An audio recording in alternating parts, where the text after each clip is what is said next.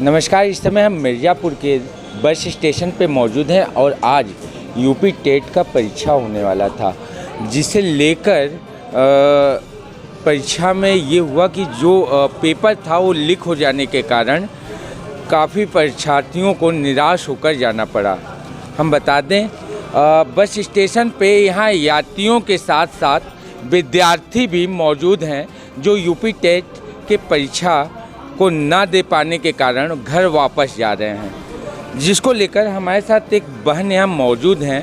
हम उनसे बात करेंगे, हम जानना चाहेंगे कि क्या संवेदनाएं हैं, जिसे लेकर प्रशासन भी चुस्त है और यहाँ पे मौजूद हैं कि विद्यार्थियों को आज के दिन कोई दिक्कत ना हो। हमारे साथ एक बहन हैं, हम उनसे समझते हैं और जानते हैं कि वो कहाँ से आई हैं और उन्हें क्या सुविधाएं उत्पन्न हुई हैं। इधर दिखाइएगा भैया। क्या नाम है दीदी आपका? हेमलता शर्मा। कहाँ से आई हैं? इलाहाबाद से। आज बड़ी तैयारियों के साथ आप यहाँ आई होंगी जी। काफ़ी निराशा हाथ लगा होगा। हाँ, एग्ज़ाम वो टल गया, मतलब निरस्त हो गया, पेपर आउट हो गया। पेपर दिया था आपने? हाँ। पेपर आपको मिल चुका था? करीब आधे घंटे मिला था पेपर कॉपी, उसके बाद ले लिए सर लोग। बोले कि आदेश आ गया शासन का कि पेपर आप लोग का निरस्त हो गया। कितने दूर से आई हैं आप? लगभग इलाहाबाद तो यहाँ से 100-150 किलोमीटर दूर है। हाँ, इलाहाबाद से आई हूँ मैं। तो एक चीज़ ये बताइए, आज ही आई हैं कि कल आई थी? नहीं, मैं कल आई हूँ। मतलब एक रात यहाँ आपको रुकना भी पड़ा, काफ़ी असुविधा भी हुआ होगा। क्या संदेश देना चाहेंगी जो आपके साथ असुविधा हुआ है और पेपर लीक हो गया? अब अगले बार ऐसा ना हो, पेपर लीक ना हो, जो एग्ज़ाम हो उसका रिजल्ट सही टाइम पे आए। क्या लगता है आपको ये पेपर किस कारण लीक हुआ होगा? पता नहीं कहाँ से लीक हुआ है, इसके बारे में कोई इन्फॉर्मेशन नहीं है। आज यूपी टेट का परीक्षा था।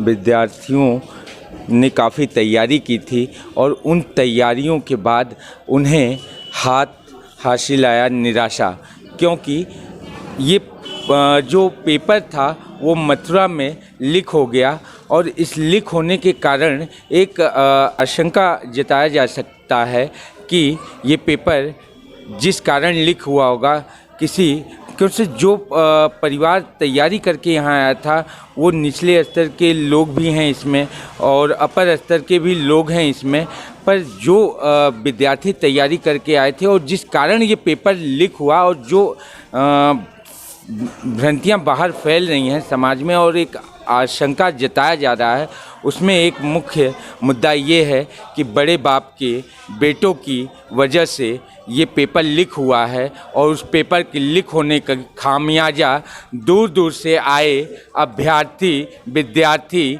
गणों को भुगतना पड़ रहा है। मिर्ज़ापुर से संपूर्ण समाचार के लिए चंदन दुबे की रिपोर्ट। खुल गया मिर्ज़ापुर में बीमारियों के रोगों की इलाज की व्यवस्था। मिर्ज़ापुर जेल थाने के अंतर्गत जो दुविधाएं हैं लोगों की, उसके लिए सुविधाओं का उपलब्धता हो गया। खुल गया। मैं डॉक्टर आशीष कुमार, मैं MS BHO से किया हूँ।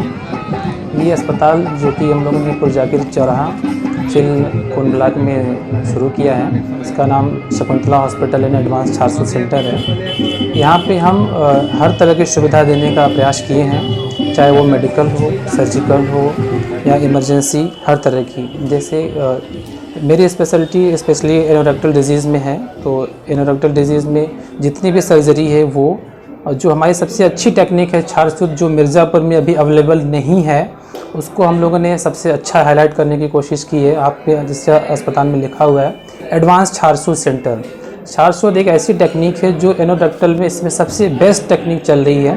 उससे चाहे वो मेनली फिस्चुला में जिसको हम लोग भगंदर भी कहते हैं, उसका इलाज, पाइल्स का इलाज, फिशर का, इसका सबसे बेस्ट टेक्निक जो इस समय छारसूत चल रही वो हम लोगों ने यहाँ पे डेवलप की है और उसका सबसे बेस्ट ट्रीटमेंट यहाँ पे देंगे, जो कि मिर्ज़ापुर में अभी अवेलेबल नहीं है। उसके अलावा मेडिसिन के जितने भी डिजीज़ हैं सबको हम लोग ट्रीट कर रहे हैं। सर्जरी, चाहे वो लेप्रोस्कोपिक सर्जरी हो, जनरल सर्जरी हो या किसी भी तरह की सर्जरी हो, वो सब चीज़ों का इलाज और ऑपरेशन हम लोग यहाँ पे कर रहे हैं। उसके अलावा नॉर्मल डिलीवरी, डेंटल डिजीज़ में जितनी भी डिजीज़ आती हैं वो सब हम लोग कर रहे हैं यहाँ पे। हर हमारे यहाँ की जो मेडिकल सर्विसेज हैं, चाहे ट्रामा के सर्विसेज हैं, सर्जिकल सर्विसेज, सब 24/7 है। हमारे यहाँ 24/7 एम्बुलेंस की सुविधा, 24/7 इमरजेंसी की सुविधा, 24/7 oxygen monitor, A to Z चीज़ें जो है हमारी 24/7 है। इस अस्पताल के माध्यम से हम लोगों ने पूरी कोशिश की है कि हमारे जो कोन ब्लॉक के पेशेंट हैं, चाहे वो गरीब हों, चाहे जिस तरीके से बिलोंग करते हो, जिस कैटेगरी से, उनको एक कम से कम बजट में सबसे अच्छी सुविधा मिले, जो कि हमारे मिर्ज़ापुर शहर या बनारस या इलाहाबाद में उनको मिल रही है। हम लोगों ने पूरा प्रयास किया है कि एक अच्छी मेडिकल टीम तैयार करें और यहाँ के लोगों को सबसे अच्छे से अच्छा इलाज कर पाएँ।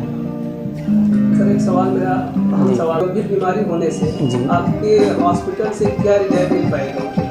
कि कोई भी, हमारा पहली प्रायोरिटी मरीज़ का ट्रीटमेंट है। हमारे यहाँ जितने भी पेशेंट आते हैं, पहले हम मरीज़ का इलाज करते हैं, न कि पहले जो पेपर फॉर्मेलिटी होती है, पहले आप पर्चा बनवाइए, पैसा जमा करिए, तब इलाज शुरू होगा। ऐसा हम लोगों ने कोई सिस्टम नहीं रखा है। हम लोग की पहली प्रायोरिटी है कि कोई पेशेंट अगर आता है इमरजेंसी में तो उसका ट्रीटमेंट फर्स्ट ऑफ ऑल हम लोग करते हैं। मरीज़ स्टेबल हो जाता है, उसके बाद हम लोग पेपर की फॉर्मेलिटी या अदर फॉर्मेलिटी पूरा करने की कोशिश करते हैं। उसके अलावा भी हम लोग महीने में प्रत्येक संडे को, रविवार को, हम लोग फ्री ऑफ कॉस्ट कैंप करने का प्लान बनाए हैं, जिसमें हम कुछ दवाएं, मूलभूत जो बेसिक दवाएं होती है वो फ्री ऑफ कॉस्ट पेशेंट को देंगे और OPD फीस टोटल फ्री रहेगी।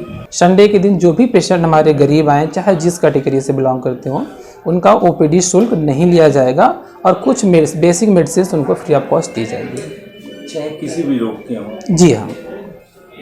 आपके यहाँ लोग जो आएंगे, यहाँ कितनी बेड अवेलेबल है कि वो सुविधा उन्हें मिल जाए? जी, अभी शुरुआत में हम लोगों ने 10 बेड का अस्पताल प्रारंभ किया है, जिसको आगे चल के हम लोग और बढ़ाने की पूरी कोशिश करेंगे। हो सकता है सब कुछ ठीक रहा तो अगले 5 से 6 महीने में उसको एक्सटेंड करके हम लोग 25 बेड तक ले जाएंगे। डॉक्टर साहब, बहुत से लोग जो है कि बहुत से रोगों में झाड़ फूंक करवाने को सोचते हैं, जी जी, तो उनके लिए क्या सलाह देना चाहेंगे? देखिए, आजकल जो है हम लोग का जो इसमें समय चल रहा है वो फैक्ट पे चलता है, ठीक है। हम लोग सब लोग पढ़े लिखे हैं, हम लोग ये चाहते हैं कोई भी चीज़ें हो, चाहे वो छोटी हो चाहे बड़ी हो, उनका प्रूफ होना चाहिए। हम लोग का इसमें साइंटिफिक एज चल रहा है, साइंटिफिक एरा चल रहा है, तो जो चीज़ें एक प्रूफ हैं कि ये डिजीज़ है तो है, जिसको से आप झाड़ फूंक की बात कर रहे हैं, उनका न तो स्टार्ट होता है न तो एंड होता है। वो कहाँ से प्रारंभ होती है, कहाँ ख़त्म होती है, इसका कुछ पता नहीं होता।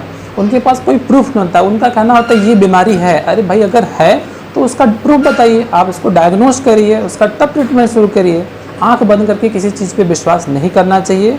अगर आपको कोई बीमारी है तो उसका प्रूफ होना चाहिए, ताकि उसका सही सही इलाज हो सके और मरीज़ ठीक हो सके।